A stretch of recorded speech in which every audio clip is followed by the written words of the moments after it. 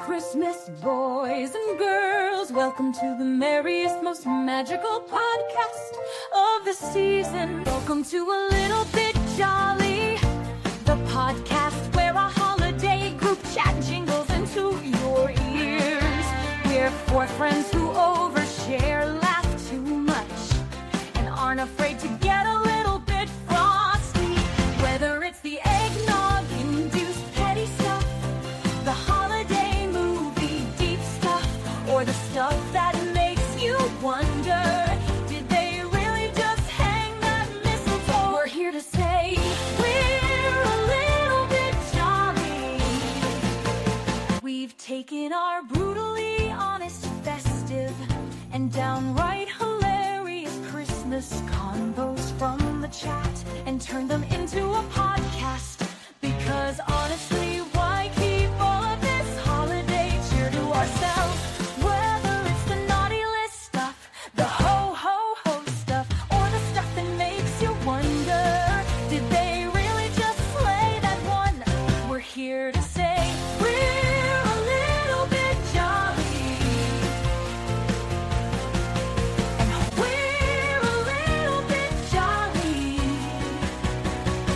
Whether it's the who ate the last cookie stuff, or the what do you really want for Christmas stuff, or the stuff that makes you think, did they really just say that at Christmas dinner? We're here to say we're a little bit jolly.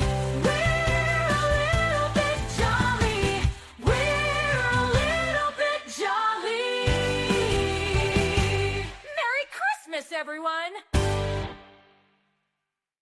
I swear, like, every time I hear that jingle, like, it's just It's so funny. She's insane. I don't. Merry Christmas. The unhinged and insaneness tone in her voice just it fits. I just- love it. Your husband couldn't have picked a better AI Yes. voice. I love it so much. Anyhow, welcome to another holiday season Christmas episode of A Little Bit Bothered. The stockings are hung, the children are feral. We are pleasantly living our lives not with an elf on our shelves. So Preach. sorry, not sorry. I still don't get it. We talked about it last year. I still don't get it. But anyhow, I'm Monica. I'm Nicole, and you're just getting us two today. Yeah, just us. So, hello. I hope you guys still like it here. I hope you guys want to just hang out with us. We don't have our star of the show, Kelsie. Right? I know. And Ashley's working because it's a Tuesday morning. And you know what? It's just us because it is the holiday season and it is busy. And that's okay. And like you said, it's a Tuesday. Clearly, we don't It have is our a lives Tuesday. together. We typically don't. record over the weekends.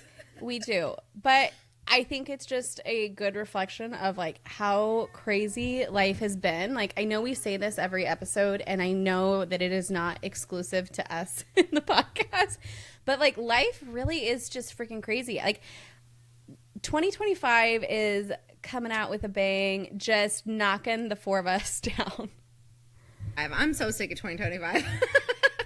Well, and like overall, I do feel like it's been a pretty good year, at least over here. Like it's been an enjoyable year. There's been a lot of stuff that like has happened, but this last end of it is just like it feels like a big kick to the balls. If you knew what that felt like. It does. Yeah, I agree. We've had a year of like a lot of back and forth. So like we'll finally be like, okay. Go. Okay. Go on the potty. Go.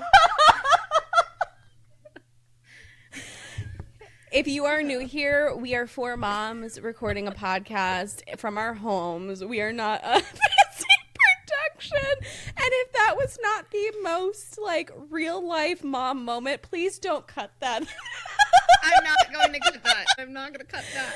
Oh my gosh. Oh God. Like, that was so funny. What the heck was I even saying? Oh, we've just had a lot of up and downs this year. Anytime we feel like we get to like a good place, something else will domino and things. And so it's like, okay, then I guess. And I feel like we have been like holding on to the reins so tight in 2025. Like, we just never know what to expect. What's around the corner? So I'm ready to be done with 2025. Yeah. See you later. But as many, really, as there's only been, like, really one big thing that's kind of like a rain cloud over our 2025. Yeah. But there has been so many other really great things. So overall, it's been a great year, but, Agreed. you know, just a little difficult. A little difficult here and there. Yeah, there's just been a lot that has, like... Okay, wait, hold on. She's done. Potty training is fun. She's doing good, though, so that's good. She was a little bit difficult to even want to, like, get into the swing of potty training, but she's finally doing it herself. Oh, so good. that is fine. Celebration. She made the decision. She's tall enough to get on the potty herself, so... There we go. Perfect. Do it, girl. Yeah. Well, I just feel like 2025 has been a lot.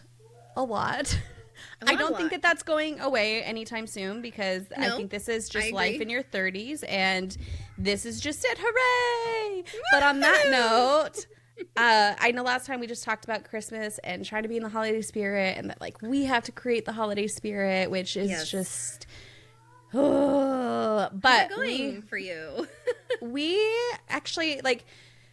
We've really been trying, like my husband and I both, because, like, just so much is happening with our jobs and homeschooling and everything that it's really easy to just be so focused on that, and, like, the holiday will be here before we know it. So we have been trying to be really intentional about it and are doing something a little different, which I actually am really liking. So we have a Advent tree, but it has, like, little doors that, like, we have to fill. Okay. And I love it, but the problem is the first year I got it, I was like, great, we'll just do, like, little chocolates, so I can have a little chocolate each day, like, easy. The challenge is that my kids cannot do sugars, and, like, chocolate especially sets them off. I mean, I'm talking, like, we would do a Hershey's Kiss. They would have a single Hershey's Kiss, and it would still, like... It's just the series of, from, like, October to December. It's just this, like, increase of sugar, and it makes my little neurospicy children absolutely feral. Like, more than normal. More than normal. Like, they just... Like, I hate being, like, the fun sucker with it, but, like, they just can't do it. It's just insane. So every year... We're like, okay, what are we gonna do in the Advent door? Because chocolate isn't great, but, like, what else do we do? And so, like, last year we had some stickers, and I found, like, some cute little cheap stuff off, like, Amazon. But then you're left with, like, these cheap, crappy toys that, like, break all over your house, and you're just like...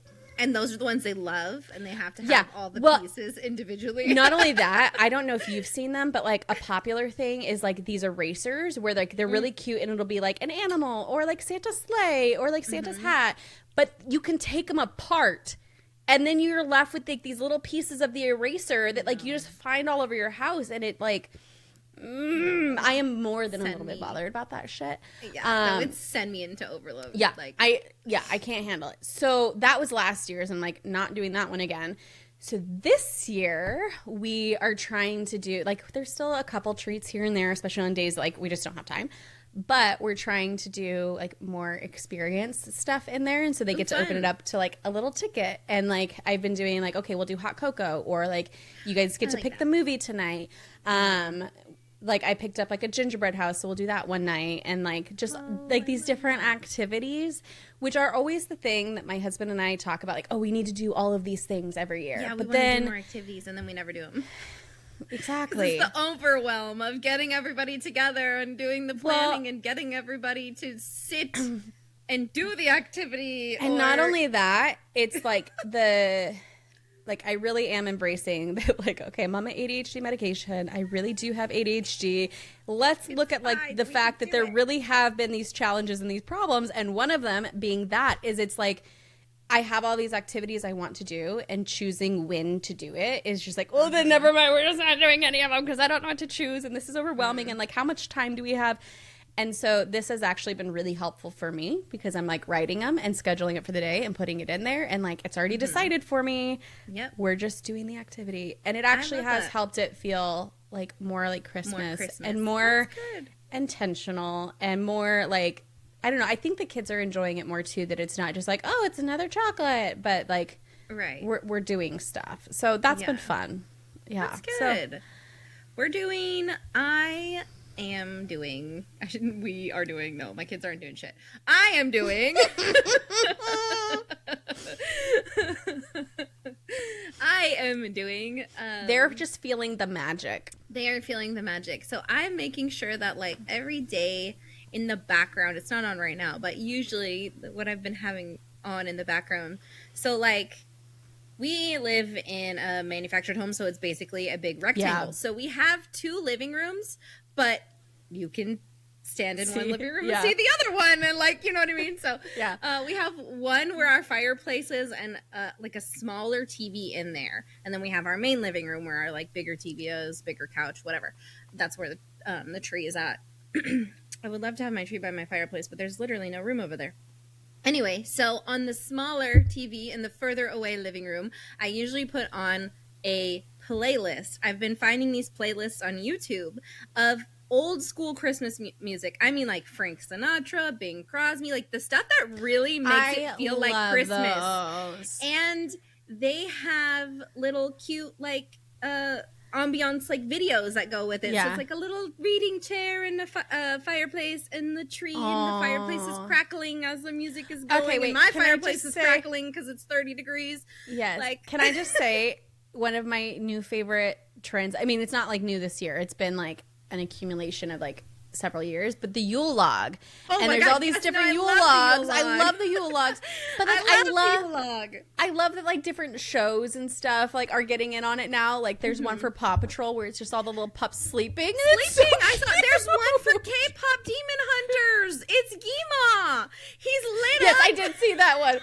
Merida did not like that one. She was like she's like, no, anti-Gima. No, yeah, she's like, we don't need the demons in our house. It's Christmas. Oh my gosh, I love her.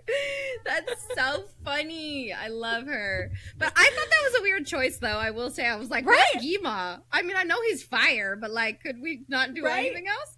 Anyway, like, we don't like Gima. Like, yeah, he's the bad guy. Why we want him on the screen? We don't want him in our home.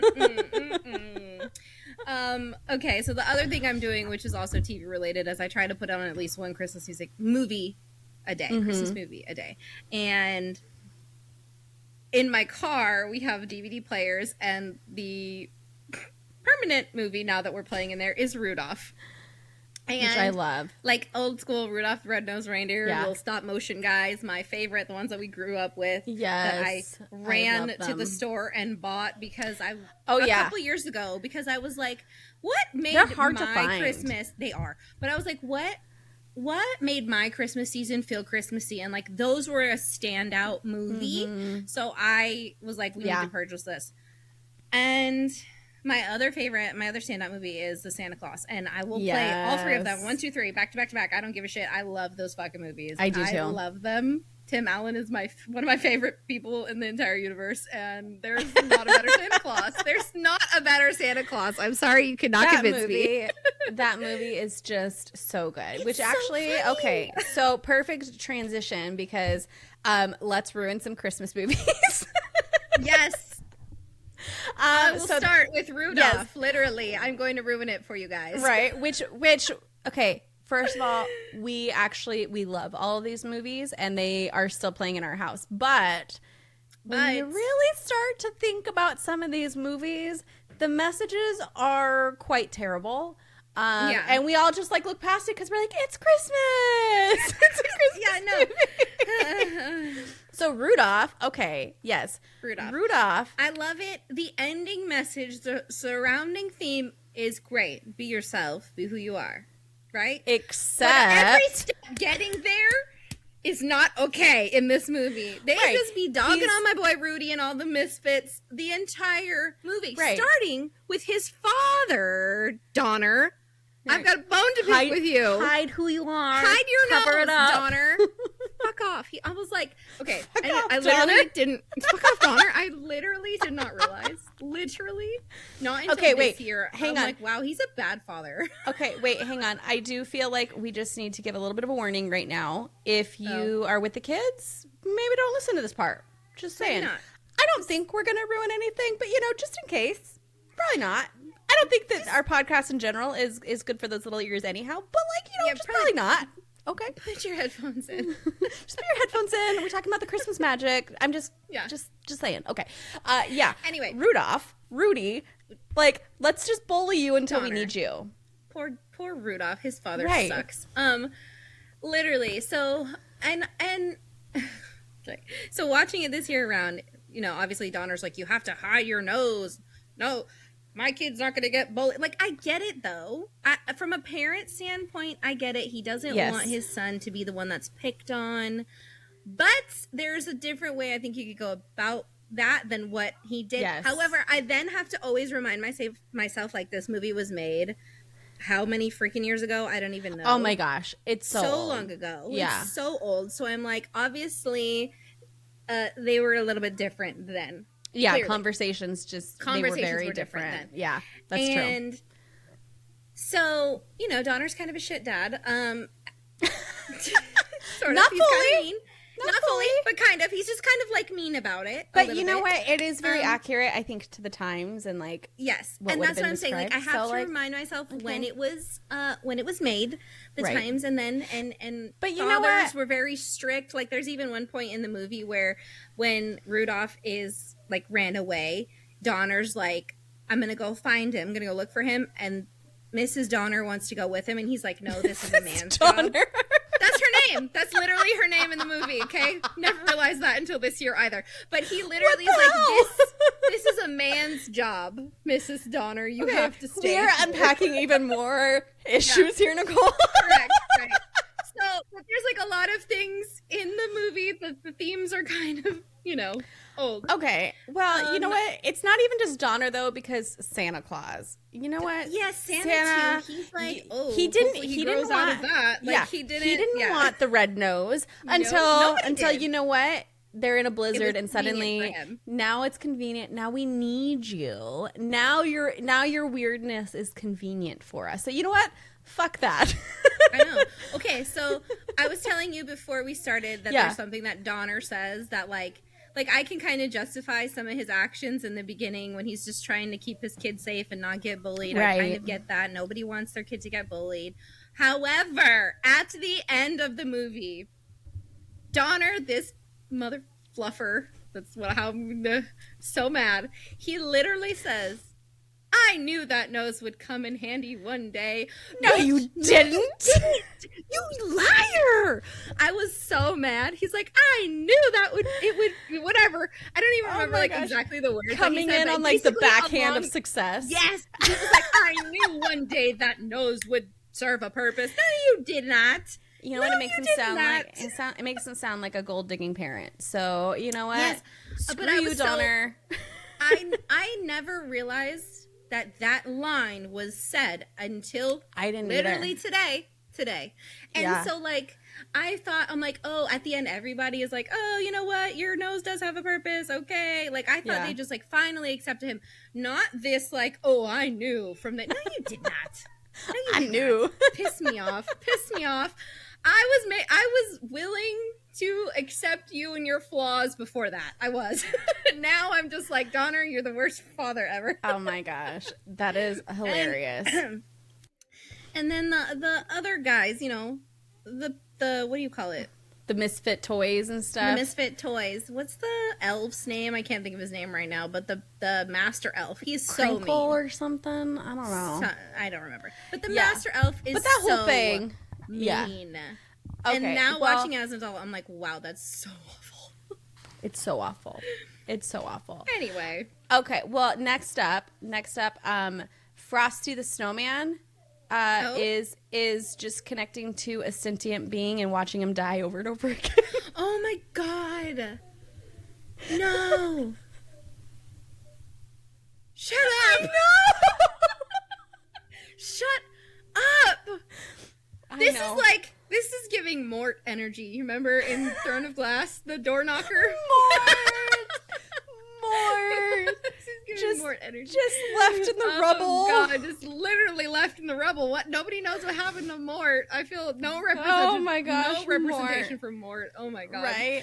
That's so messed up though. I am not going to be able to watch. We haven't watched Frosty yet. I don't know if I'm going to be able to now. Frosty. The only redeeming thing is that he comes back. But then it's like, but then you have to watch him die again. But then you gotta watch him go again. That's sad. Right? Why are all these movies like low-key sad? Right? Or like horrible? I know. Or like, so James was watching Miracle on 34th Street yesterday with the kids, and afterwards he was like, it's kind of a terrible story, kind of a terrible message. And I was like, why? Like, I haven't seen it in forever. And he's like, it's this little girl who, like, granted, like, she doesn't have a dad, and like, that's sad. But her mom is this, like, high executive living in New York where they can, like, see the Macy's Day Parade. So, like, obviously they're not struggling. They're fine. I was like, okay, I'm following. People are dying, Kim.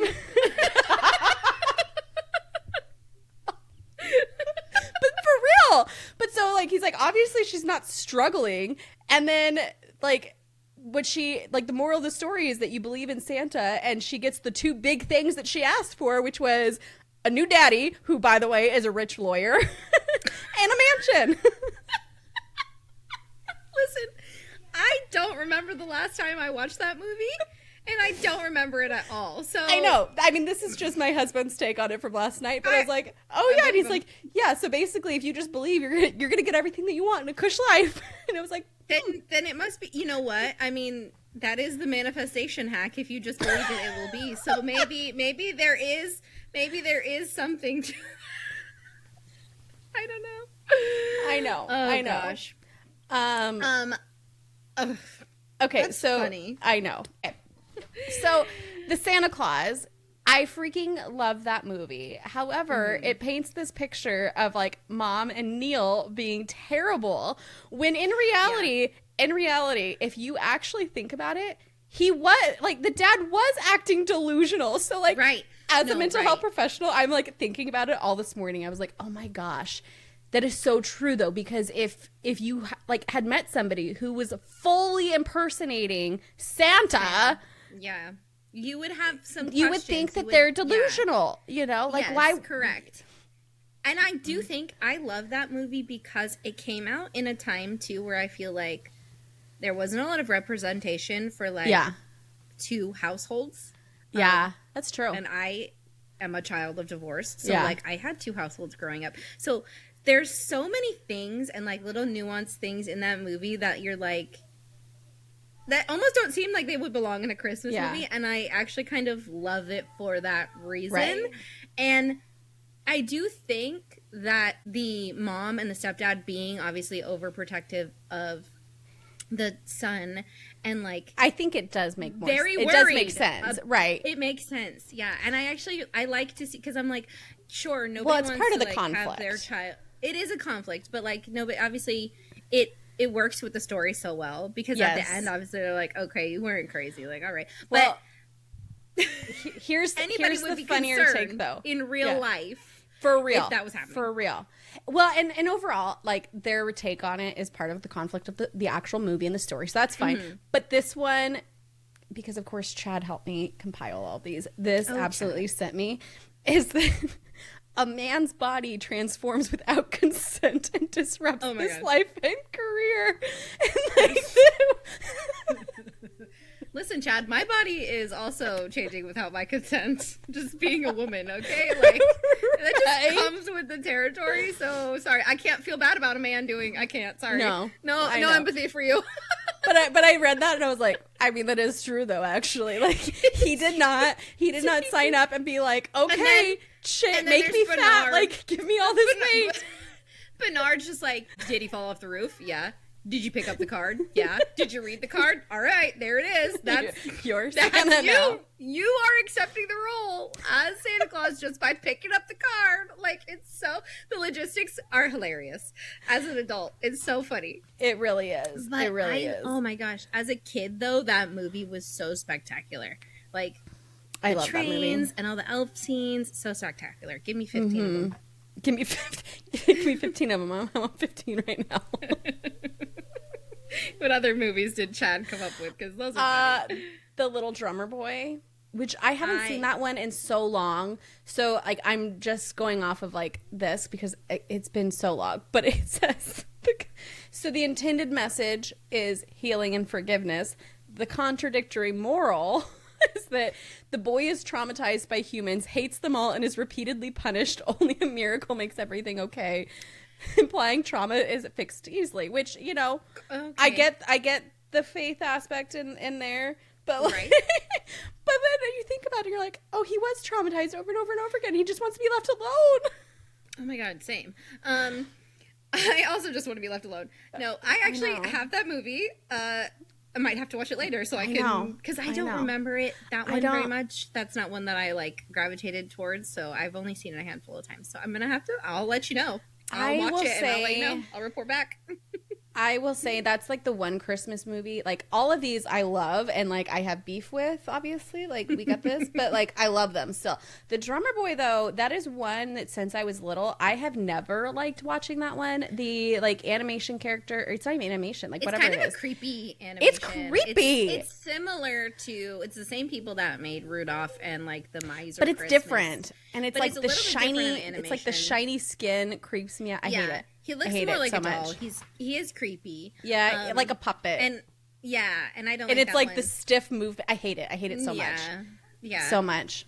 it doesn't stick out. I do have it though. I'll watch it. I'll watch it for you, just to see. Something disturbing I found out about Rudolph. His fur. He was made out of rabbit fur and like actually shed on the set. Interesting. I just found that out literally today before we sat down to record. Oh, So, isn't that weird? That is weird. That's interesting. So one final, I mean, there's so many good ones. Like I've got the Polar Express, the Grinch. Like there's so many that like we could talk about. Even like Polar Jingle Express All is the actually Way, just creepy. and it's just Okay. about consumerism, right? Okay, but this one, I was just like, oh my gosh, it's so sad. A Charlie Brown Christmas. Uh-oh. Because you wouldn't expect this to be on here, but then this is the synopsis from Chad. A dark message. A child suffers a depressive episode while adults fail to notice or care. That's every Christmas movie, though. Have we not seen Home Alone? The parents literally forget well, about their that's child. on here. Okay, That is so on here. We don't need to For talk sure. about that one because everybody knows that one. But that is a common theme.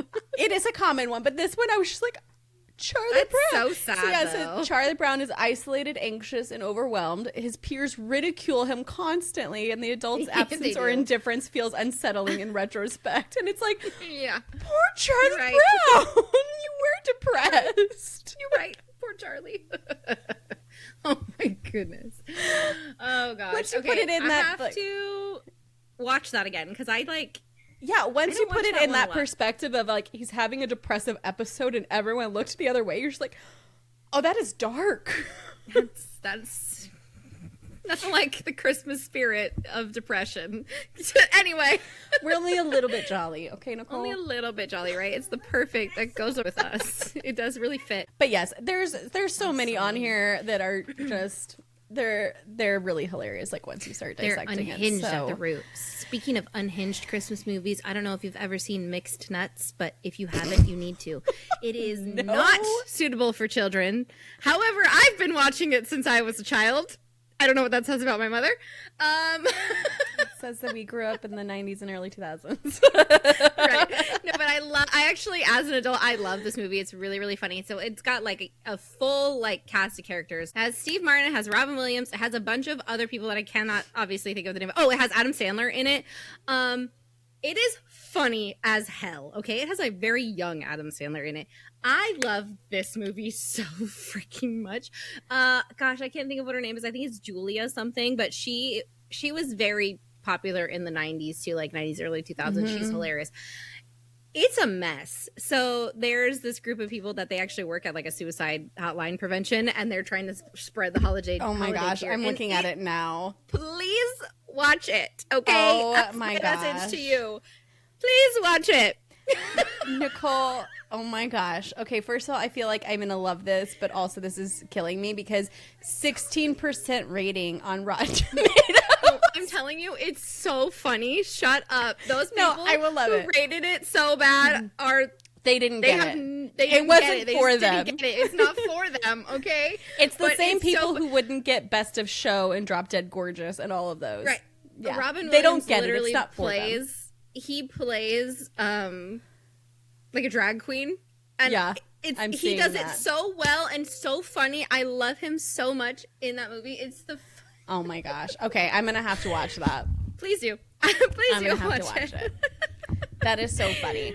I love the range of Christmas movies though, because you either go from like the super cheesy Hallmark movie where like the morals there are really not great either, if we really want to break those down, even though it's like the same thing on repeat.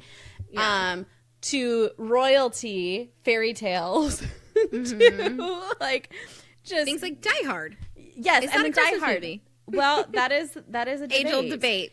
If you ask, I'd say it is. I mean, I'm fine with that. Pretty much everybody in my family will tell you that it is, and I'm fine with it being. I think my husband has convinced me, like, okay, that one is a Christmas movie. Although I saw some on my list this morning that I was like, I didn't even know that those are considered. Like, Batman, the one from Tim Burton with like Jack Nicholson and like all of them. Like, yeah, the older Batman, apparently, because it takes place around Christmas time, that one's debated that it's a Christmas movie, and I'm like, okay. Just because you see a Christmas light doesn't make it a Christmas movie. But again, I guess that's the whole thing with Die Hard, because they're at a Christmas party. Yeah. You know what? I'll take it. Gremlins. I don't like Batman. I'm not a Batman. Oh, Gremlins. Oh my god. Yeah, because it takes place at Christmas time. About Gremlins. Which that was another one with the moral like in there. Which the moral is do what I say, not what I do, because it's all the parents who fuck it up. Yeah. Listen. I can see him in his little Santa hat now, and I totally forgot that was a thing. I totally forgot. Jonah's so stoked. Oh my god. Jonah's so stoked. Oh, I bet he is. He's like, heck yeah. He freaking loves the Gremlins so much. That is so funny. I love that. We drove down to Tucson over the weekend, and I put on some movies on their tablets, and I was like, okay, which ones do you want me to put on? He's like, Gremlins! Oh my god. No, we're going to save that one for the family. You are a gremlin. Calm down. Yes, you are a little gremlin. It's true. But so anyhow. We don't feed you after midnight. We don't give you sugar. Seriously. For real. Do you know how many times we have compared and contrasted my child to a gremlin? Because it's a lot. It's a lot. I love it, though. That's the best. My children are gremlins, too. So the comparison. They're allowed. But it's the comparison really is there. And also, when he wakes up and his hair's all outgrown and, like, messy bedhead, like, the resemblance is kind of there, too. Looks like a gremlin.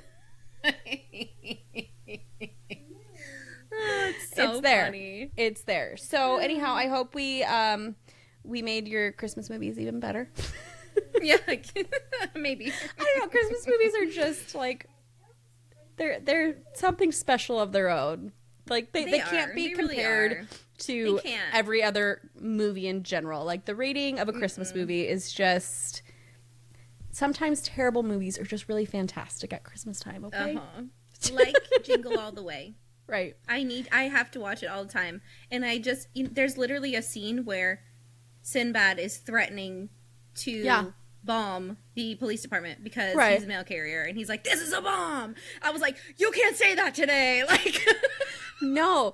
Well, like, and it's all, and then he actually does successfully bomb the police because he didn't know it actually was a bomb, and he was joking, and he throws a package, and it goes boom. What? No, that would not fly. Any movie today. That would not fly today. And also, that one, like the moral of it is like the lesson learned is that like family is more important than gifts, because the whole thing is like consumerism. But then the kid gets the gift anyways. Right, but I was gonna say, but getting there is what is crazy. Like it's the whole rest of the movie that's like, wow, man, it really shows like how consumerism has a grip on everybody's life, which I get it.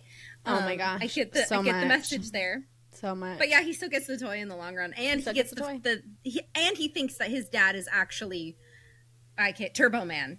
After that point, he's like, "Oh my god, right, my dad's Turbo Man." Oh my gosh! Like, I do need to watch that one again. That one is a good one, but yeah, there's so many things we're like, this is questionable. Is this really the message we want to be teaching at Christmas time? This is questionable. No, and the neighbor is a nasty perv. Okay, I was watching it again. I was like, damn, I don't remember him being that aggressive. He was aggressive. I will say my favorite Christmas movie to watch, like there's two for my family growing up. A Christmas Story, always. Which, by the way, apparently is very debatable on Reddit. Like, a lot of people hate that movie. Listen, but the second one is Christmas Vacation, and like I freaking love that one. Lampoons. Yes. I have only seen, don't kill me, I've only seen bits and pieces of that Oh my one. gosh. I love that movie so much. It's so funny, but it's to the point where like it is embedded in our conversations and my entire family, like throughout the year, even to the point that like over this weekend, James was trying to say something and it was just like when I was really irritated or something was going on, and it was like the way for him to like break the tension. I don't know if you'll get this since apparently you don't watch good movies, Nicole. I don't know. I'm uncultured, so sorry. You uncultured swine. Which is what I called the entire group chat the other day because they've never seen Andrew Lloyd Webber's Cats. So, but so there's the scene where like it's the neighbors and their broken glass, like their window broke or whatever because the ice went through, and like she's like, "Why is the carpet all wet, Todd?" And he's like, "I don't know, Margot." So, like, but it's like iconic. Okay, Nicole, you just it's fine, you don't. It's fine. I'll have to watch it.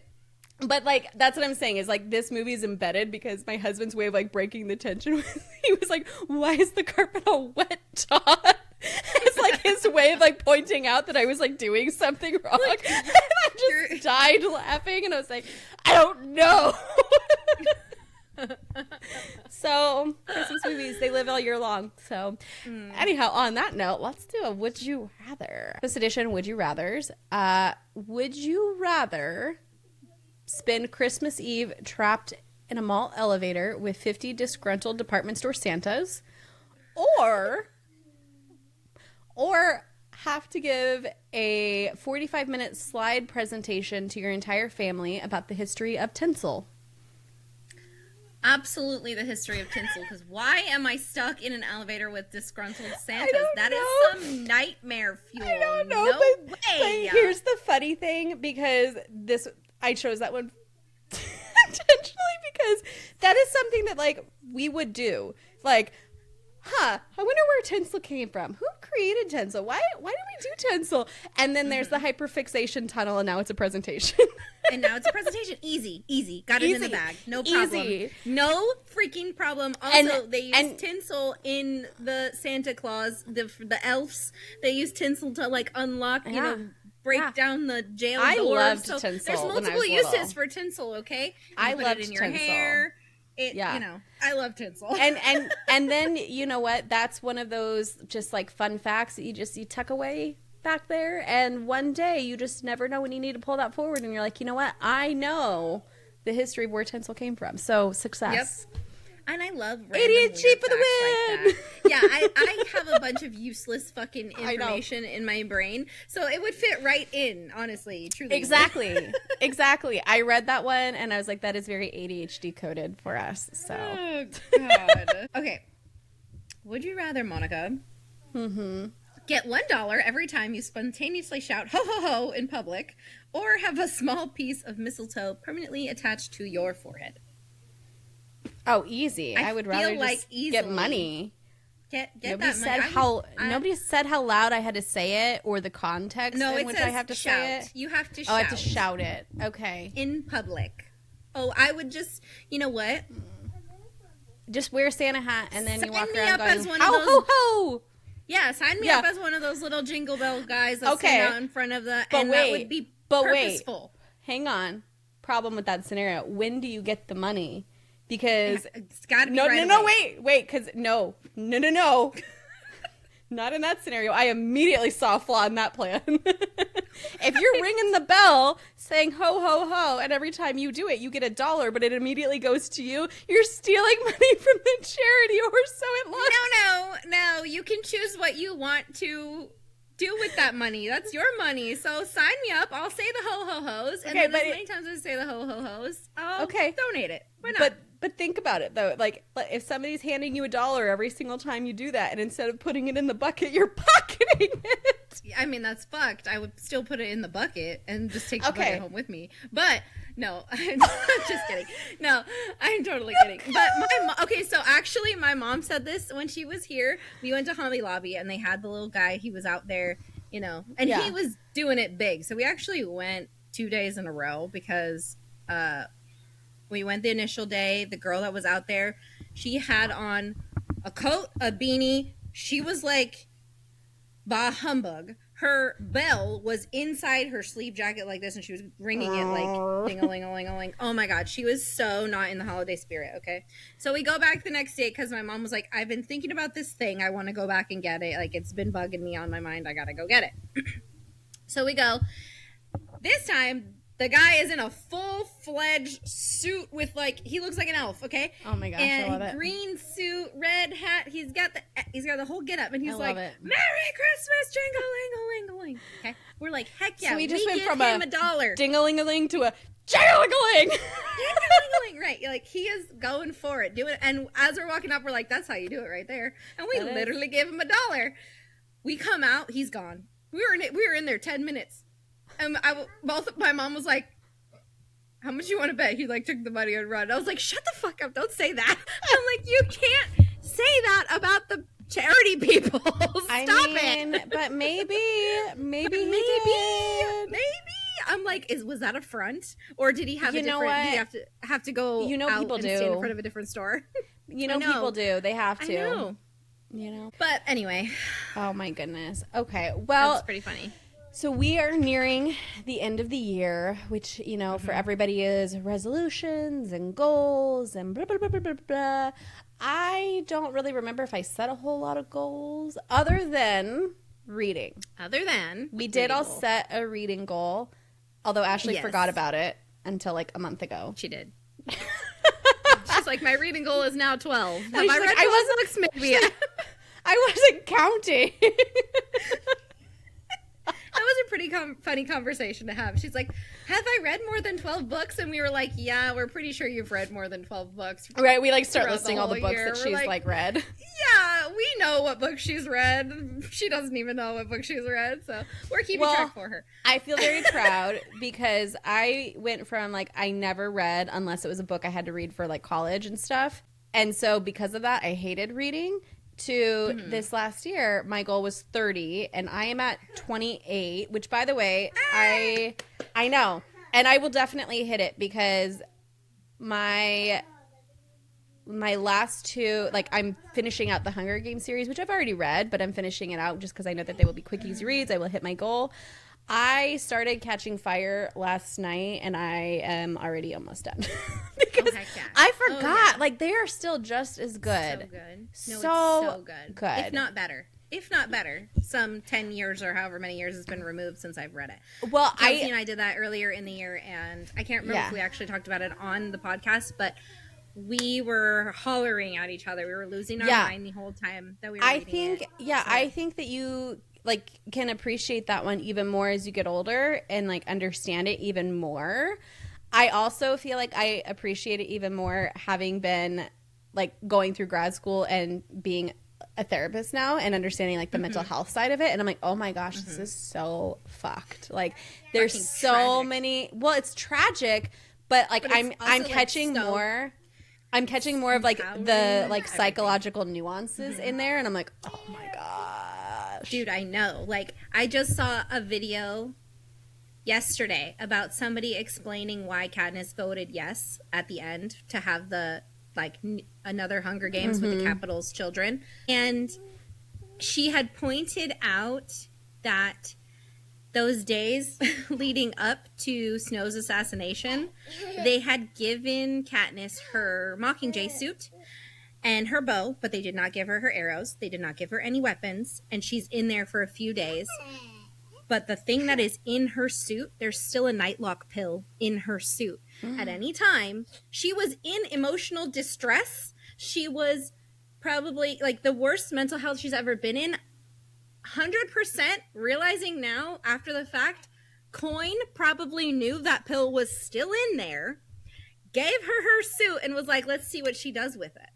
She had the opportunity to take herself out. And I'm sure that's what Coin was betting on. And she did not. And like I didn't put that together when I first read it until later. I was like, man, she had the opportunity to take that nightlock pill for 3 whole days before she even executed anybody. And Coin hates her. Coin wants her out of the way.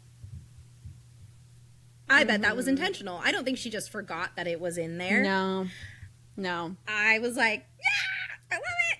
I love when you like I know. find things later and you're like, oh shit, I didn't realize that. Like, it's so... It really is a series that is worth rereading because there's so much like foreshadowing and like little pieces that like you just didn't know were significant. Like I mentioned it last night with Plutarch, like having the Mockingjay on his watch, which like you kind of get that like, okay, that's probably important because why?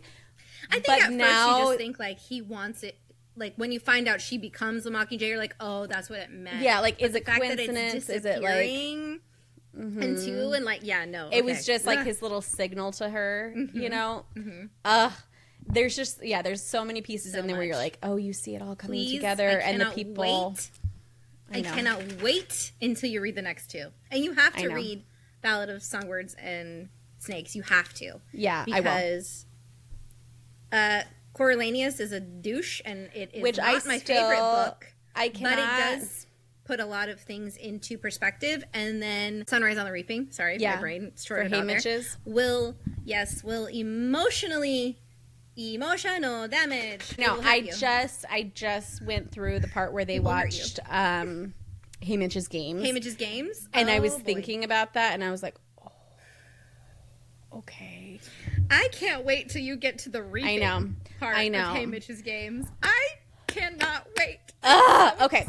Well, so on that note, though, with all of the things that we've read, we're not going to dissect all of them. We know that we can go on tangents. We will save you guys from that. However, I know we already did. Sorry. Not sorry, though. So with that, I am very close to hitting my... Have you hit your reading goal? Have. Okay. I set a goal for 50. I know I surpassed it already, and I know that. I am at 54. Okay. And I'm about to be at 55. And I know Kelsey's close to... I'm also re-listening to the Lightlark series, so all 4 of those books. I'm going to blow my goal out of the water, which I'm happy with. Okay, so you've exceeded yours. I think I might exceed mine by like 1 or 2, and I think Kelsey's pretty close. So kudos to us. We set a goal, and we've actually have come close to achieving it. So I'm curious because 54 books is a lot of freaking books. It's a lot of books. 30 is too. I am curious. Besides all the jagged edges, because we have already touched on that so many times, we love it. But besides that one, what would be your favorite read from the year that you would recommend? Okay. Well, I have 2. Okay. Maybe 3. Okay. It's hard to pick when you've read 54 books. I know. Sunrise on the Reaping, I think Sunrise on the Reaping. Without, not just the Hunger Games series as a whole, yes, but Sunrise specifically. Well, then I'm excited because that one's coming. Yes, no, it actually altered my brain chemistry, okay? Like, actually altered my brain chemistry. Okay. And I love when that happens in a book. The Night and the Moth. I have talked about it a bajillion times. I love The Night and the Moth. It was one of my favorites. Another one, Rachel Gillig is an amazing Gothic writer. I think you have One Dark Window and Two Twisted Crowns. It's on my list. TBR. Yep, it's on my list. Get to it, and then add The Night and the Moth right after that, because the way that she writes so intentional, and her writing itself is beautiful, and her stories are very unique, like so unique. I feel like I read a lot of romantasy, more so, and fantasy, but typically more romantasy, and they do a lot of the times follow the same like plot lines and storytelling and themes. Hers are very unique. There's nothing like it. Oh gosh. And then Crescent City, which you and Ashley have to read too. Yes, that's on the list, which I do find hilarious that's like your top recommendation, which I know is like a popular one to be recommended, but all of us were like, it's overrated, which I still stand by. Well, Throne of Glass was overrated. I liked it. It was overrated. We spent so much time this year reading it. Well, that's what I'm looking at too, is like I'm looking at what I have finished this year, and so like months were spent going We through that spent series. so much time. So much time. And I don't regret it, but it for something that took so much time, it's not my top up there. And I know people will disagree with that. They love it. I love the story. I just don't think it's the best thing I've ever read, and I think it's overhyped. But I'm trying to, like, I'm looking at my list of my top ones. I mean, the Ravenhood series took me out. Oh, the Ravenhood series, Severed Heart, I think was my favorite. That's what I was just going to say. I think Severed Heart was my favorite. Well, I think that was maybe my favorite read of the year, to be honest. Oh, really? Oh, I love that. Because it was definitely one that I was, like, hooked into. It destroyed me emotionally. I don't know. Like, I really did. I loved that one, and I think Tyler is just wonderful, like getting to like know more of that backstory. So I don't know, the whole Ravenhood series is a fave, I think, but Severed Heart really made an impact. If not that one, I think I'm torn because I really enjoyed the Lightlark series, which I need to get caught up on what just released too. And then my last one, Storm. Yeah, see, I started the year with Ravenhood and Onyx Storm. Solid start to the year. But I did also just read The Serpent in the Wings of Night, and like the second one to that. You've started that series. I really did. Right? Yes, I really did enjoy that one too. So, but top one, I don't know. I think the one that stuck with me the most the entire year was probably Severed Heart. Yeah, I think that's a good one. It was a good one. It was a really good one. I'm pretty excited for the next one to come after that one. I can't remember what it's called. My brain is like I can't think of what it's called either. Drawing a total blank. But I'm excited to see more of Tyler's story because I did very, very easily fall in love with him. Very easily. Which I feel like when we were reading the first 3 books, the original trilogy, I was die hard for him, even though he's barely. Oh yeah, I remember being like, I think I'm a Tyler girly, and not knowing anything about him. No, but like other than he's the mysterious military man, I think I'm a Tyler girly. I agree, but like because he constantly was looking out for Cecilia, like and everybody. So I think even from the beginning, you want to love Tyler because like he's just such a strong character, but you know that there's much more to him. I was not prepared for just how complicated his backstory was, though. Actually, I was not prepared for how much I was going to love Delphine. I wasn't either. That is what I was not prepared for. I was not either. Delphine. That book, yes, it's Tyler's book, but it's just as much Delphine's book. Yes. And I was not prepared for that. I wasn't either. Love Delphine. And I think that's why it's one of my top books for the year and highly recommend. Although if you read it, you have to go through the first 3 books for the Ravenhood. Yes, you have. You gotta have context. But I think that one I think it was a book that so well supported the other 3. Like, it gave so much more context and appreciation for the other 3 that you already loved. But I was fearful that it was going to be, like, a retelling of the same story again. And it wasn't. But it still gave so much more. And you're just like, oh, my gosh. See, and that's why I don't think Sean could have a book. No. Because I think it would just be too repetitive. Sean's book was Flock. Like it pretty much was. Sean's book was Flock, pretty much, because even with like Dominic's book, One Last Rainy Day, I felt like that one was definitely, it was repetitive. I liked it. I liked seeing everything through his eyes and getting to know him more because he is a bit more mysterious. But even with that, it still gave more context to why they were able to do everything. Whereas I don't know that Sean is necessarily going to add to that. Right, I don't think so either. I don't think any of us want not fair, but well, sure, I don't the know. thing is, the only new thing that could be added is like what happens after Cecilia leaves, and none of us want that. No, I don't need to really know that. None of us want that. No, don't need to know. So really don't. Ravenhood series, I absolutely adore. If you haven't read that one, highly recommend. But Severed Heart is just, ugh. the best one. It crushed me. I'm pretty sure I rated it 5 stars, and I would probably rate it 6 stars if that was an option on Fable.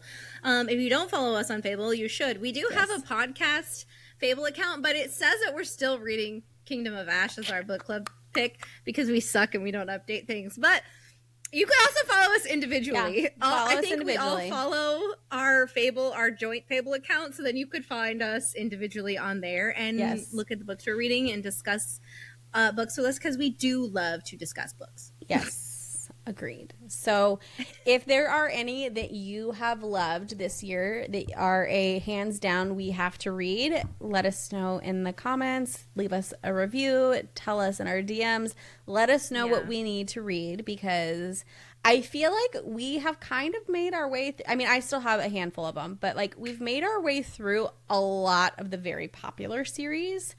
And now, we might be, branching out. So tell us, what are some of your faves that we need to add to our TBR that are a must? Yes. And we would love that. Yeah. So I have this very, maybe possibly unhinged goal of tackling the Cosmere next year. So we'll see if I get to do that. I know. It happened. It started because I saw everybody went to Nexus and they had the World Hopper Ball, and now I want to reread Mistborn and get into the rest. I was looking because I was like, did I read those this year? And it was the year before. But Mistborn and Fourth Wing are the 2 series that I am missing the most, and so I cannot wait. Too. I cannot wait to get back into the Empyrean, but then I also feel like I need to go back to Mistborn. Yeah. I want to redo Mistborn so bad, and I'm very excited for book 4 of the Empyrean. Me too. Lightlark too. I'm highly invested in the Lightlark well, series. now seeing Kelsey's reactions. I have not had a book in a little while where I'm really, really excited, or that have had a lot of really big bombs being dropped. And based on her reaction, well, yes, but you've read 54. But based off of her reactions, I'm really excited to get into it. I know. So. That's why I'm re-listening to the series now, because I do want to end the year with Crown Tide, or I'll probably end up listening to them way faster than I think, but I want to go out with a bang, and I think Crown Tide is probably perfect for that. That'll be a good one for sure. This bitch sent us pictures in the group chat like this, going like this with her face. Oh no, making all these faces, and I was. You know what? I'm glad she's not here, so I can talk shit about her. I'm mad at you. For real, Kelsey. Jeez. What the heck? Oh my goodness. On that note. Happy holidays. Bye. Thank you for hanging out with us. Thank you for letting us ruin some of your favorite Christmas movies. Tell us what books to read. We got to set some new goals for reading next year. So anyhow, hopefully we'll get one more holiday episode in before the holiday is actually here. But if not, stay a little bit jolly and a little bit bothered. Make sure you like, share, subscribe, and tag us when you are listening. Bye. Bye. Happy holidays. Welcome to the inner sanctum of friendship. These bitches are a little bit bothered.